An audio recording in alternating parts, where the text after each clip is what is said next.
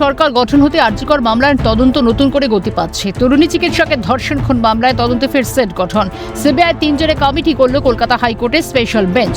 এখন থেকে সিবিআই পূর্বাঞ্চলীয় যুগ্ম অধিকর্তার নেতৃত্বে চলবে তদন্ত। 48 ঘন্টার মধ্যে সেট গঠনের নির্দেশ দিয়েছে আদালত। সিবিআইয়ের এই সেট কাদম্বিনীর ডিনার থেকে শেষকৃত্য পর্যন্ত কি কি ঘটেছিল, কার থেকে খাবার নিয়েছিল, কাদের সঙ্গে খেয়েছিল, সবটাই তদন্ত করে দেখবে। পাশাপাশি কলকাতা পুলিশের তরফে তদন্তে কোনো ফাঁক ছিল কিনা তাও খুঁজে বের করে আদালতকে জানানোর নির্দেশ কলকাতা হাইকোর্টের বিশেষ বেঞ্চের। কাদম্বিনী কার সাথে ডিনার করেছিলেন, যার থেকে খাবার নিয়েছিলেন সেই সার্ভিস বয়, এবং তারপর থেকে শুরু করে ঘটনাক্রম এবং একদম ক্রিমিনেশন অর্থাৎ শেষকৃত্য পর্যন্ত কি কি ঘটনা কাদম্বিনীর সাথে হয়েছে।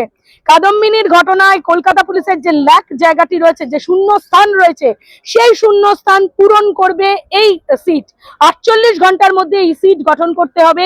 3 জনের নেতৃত্বাধীন সিবিআই অফিসার দিয়ে এই সিট গঠন করতে হবে এবং এই সিট একটি প্রিলিমিনারি তদন্ত করে রিপোর্ট কলকাতা হাইকোর্টে জমা দেবেই, তার সঙ্গে অন্যান্য ক্ষেত্রেও রিপোর্টগুলো জমা দেবে কলকাতা। তদন্তে প্রথম থেকে সন্তুষ্ট ছিলেন না কাদম্বিনীর বাবা মা। তাদের দাবি এই ঘটনা আরো অনেকেই জড়িত রয়েছে, যারা এখনো তদন্তে আড়ালে রয়ে গিয়েছেন। সরকার বদলের পর পরিবারের সেই আবেদনে নতুন করে খুলেছে আরজিকর ফাইলস। ঘটনার নেপথ্যে আরো কে কে জড়িত সবটাই সামনে আসুক চাইছে পরিবারও। বিজেপি প্রধান মুখপাত্র দেবজিৎ সরকার আদালতের নির্দেশকে সাধুবাদ জানিয়ে বলেন, কোথাকার জল কোথায় গড়িয়েছে তদন্তে সবটাই সামনে আসবে। আলাদা করে বলার কিছু নেই, আমরা এই নির্দেশকে স্বাগত জানাচ্ছি। অভয়া মামলার যেভাবে প্রাতিষ্ঠানিকভাবে বিভিন্ন রকম তার তথ্য প্রমাণ লোপাট ইত্যাদি করা হয়েছে, সকাল 7টার মধ্যে সারা পশ্চিমবঙ্গের বিভিন্ন জেলা থেকে সেরা সেরা লোকেদের সেদিন উঠিয়ে আনা হয়েছিল।